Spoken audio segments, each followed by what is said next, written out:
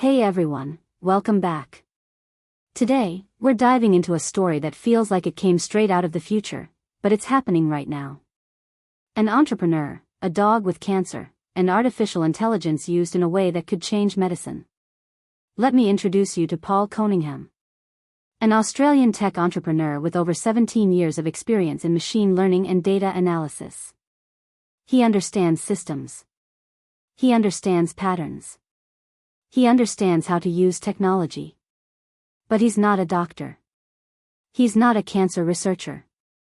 And he never planned to step into the world of medicine. Until something happened that changed everything. His dog, Rosie.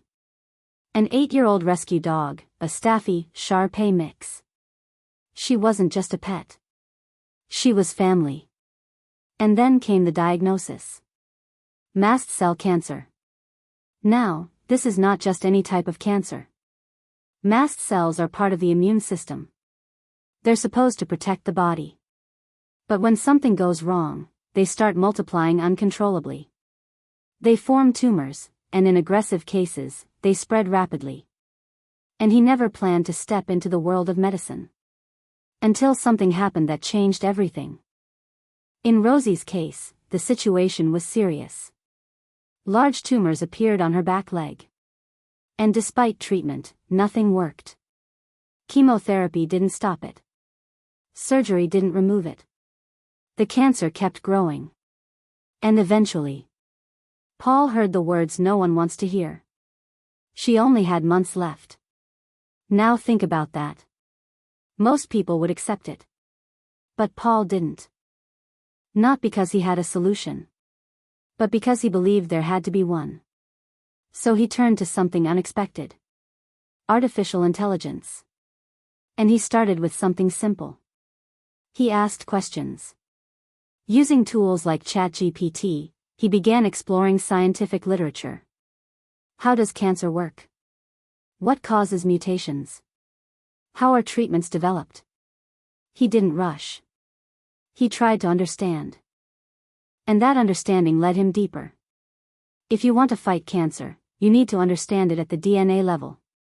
So Paul made a bold decision. He paid for genomic sequencing.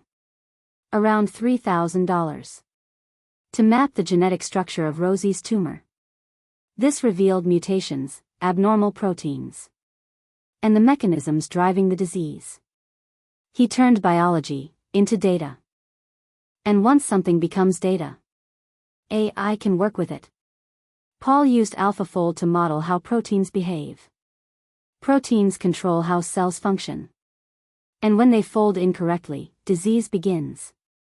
By combining DNA data with protein modeling, he identified what was actually going wrong. At this point, he wasn't guessing anymore. He was understanding. From there, everything changed. Instead of a general treatment, he created a personalized one. A custom mRNA vaccine. This type of treatment trains the immune system. It teaches the body what to recognize and destroy. And in this case, it was designed specifically for Rosie's cancer. Paul worked with researchers from the University of New South Wales. And to refine the process even further, he used another AI system. Grok. What we're seeing here is not just one tool. It's a system of intelligence. Human thinking, scientific collaboration, and AI. Working together. Paul worked with researchers from the University of New South Wales. And to refine the process even further, he used another AI system. Grok. What we're seeing here is not just one tool. It's a system of intelligence.